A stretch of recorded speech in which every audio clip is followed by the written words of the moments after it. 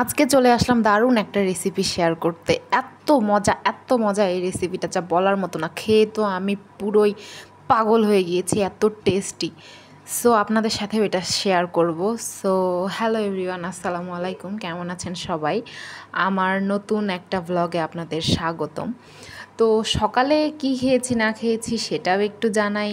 সকালে খেয়েছিলাম রুটি সাথে সবজি, আর আজকে করেছে স্পেশাল একটা ভর্তা। বলুন তো কি? এটা হচ্ছে কাঁঠালের বিচি ভর্তা। এতটাই মজা, আমি তো সবজি বাদ দিয়ে ভর্তা দিয়েই রুটি দিয়ে খাচ্ছিলাম, কারণ অনেক অনেক পছন্দের একটা খাবার। আর দুপুরে সেরকম কিছু করা হয়নি, এই ভর্তা দিয়ে এবং সাথে একটু ডাল রান্না করা হয়েছিল, এগুলো দিয়েই দুপুরে খাওয়া দাওয়া হয়ে গিয়েছিল। কিন্তু স্পেশাল যে খাবারের কথাটা বললাম সেটা মূলত রান্না করেছি আজকে বিকালে। আমি রান্না করিনি, করেছে হচ্ছে মামুনি। তো যাই হোক, সেটাই আপনাদের সাথে একটু শেয়ার করি, কারণ খুবই টেস্টি হয়েছিল খাবারটা। আর এর জন্য প্রথমেই নিয়ে নিয়েছিলাম 2টা ডিম। আর এই ডিমটা ভালোভাবে ফেটিয়ে নিতে হবে সবার প্রথমে। তো তারপর ফেটিয়ে নেওয়ার পর তেল হালকা একটু গরম করে নেওয়া হয়েছিল, তারপর ডিমটা দিয়ে দেওয়া হয়েছিল। আর আমাদের তেলটা একদম একটু ঠান্ডাই ছিল। তো যাই হোক, আপনারা আর একটু বেশি গরম করে নেবেন তেলটা। গরম করার পরে এটা ডিমটা দিয়ে এটা সুন্দর করে কেটে নিতে হবে। তো ভিডিওতে দেখুন কিভাবে কেটে নেওয়া হচ্ছে, একদম কুচু কুচু করা যাবে না আর কি, আমি এটাকে কুচু কুচুই বলি। তো যাই হোক, এভাবে আস্তে আস্তে উল্টে পাল্টে নিয়ে, মানে জালটা একদম লো হিটে রাখতে হবে, ঠিক আছে? জালটা লো হিটে, মানে ডিমটা একদম শক্ত হওয়া যাবে না, একদম নরম থাকা অবস্থায় এভাবে কেটে কেটে কেটে কেটে নিতে হবে। যার জন্য জালটা একদম লো হিটে রাখতে হবে, না হলে কিন্তু ডিমটা শক্ত হয়ে যাবে। আর শক্ত হয়ে গেলে এই মজার রেসিপিটা খেয়ে কিন্তু কোনো মজাই লাগবে না।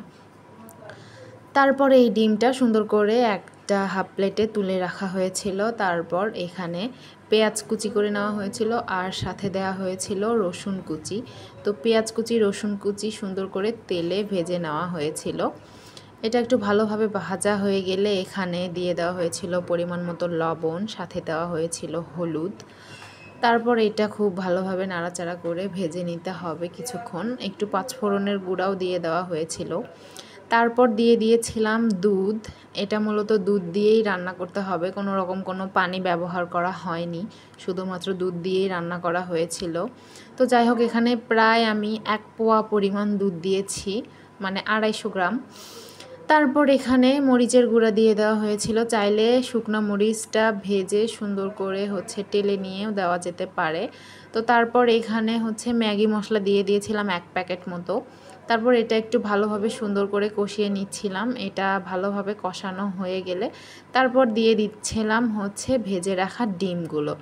এগুলো এখন সুন্দর করে নাড়াচাড়া করে কিছুক্ষণ রান্না করে নিতে হবে। বিলিভ মি, এতটা টেস্টি হয়েছিল, আমার আবার খেতে ইচ্ছা করছে। যদিও আমি এখন ভয়েস দিচ্ছি এবং এগুলো শেষ হয়ে গেছে গাইস, খাওয়া শেষ। তো যাই হোক, শেষ পর্যায়ে 1 চামচ মতো কর্নফ্লাওয়ার দিয়ে দিয়েছিলাম, যাতে এটা একটু ভারী ভারী হয়ে আসে, আঠা আঠা হয়ে আসে। তো কিছুক্ষণ এটা জাল করে নেওয়ার পর দেখুন এটা কীরকম মাখালো হয়ে এসেছে। এই পর্যায়ে এটা নামিয়ে নিতে হবে। অ্যান্ড এই হলো এই খাবারটার ফাইনাল লুক। কতটা সুন্দর লাগছে দেখেন, অনেক সুন্দর। মানে দেখতে যতটা সুন্দর, খেতে তার চেয়ে হাজার হাজার হাজার গুণ সুন্দর। এখন তো এগুলো দেখে আমার জিভে আবার পানি চলে আসছে, আমার তো আবার খেতে ইচ্ছা করছে, কিন্তু এখন তো খেতে পারবো না, কারণ এগুলো তো শেষ। তো যাই হোক, আমার এই রেসিপিটা একবার হলেও আপনারা ট্রাই করবেন, অবশ্যই ট্রাই করবেন, কারণ এটা সত্যিই অনেক টেস্টি। তো আজকে এই পর্যন্তই। ভালো থাকবেন, সুস্থ থাকবেন, আল্লাহ হাফেজ।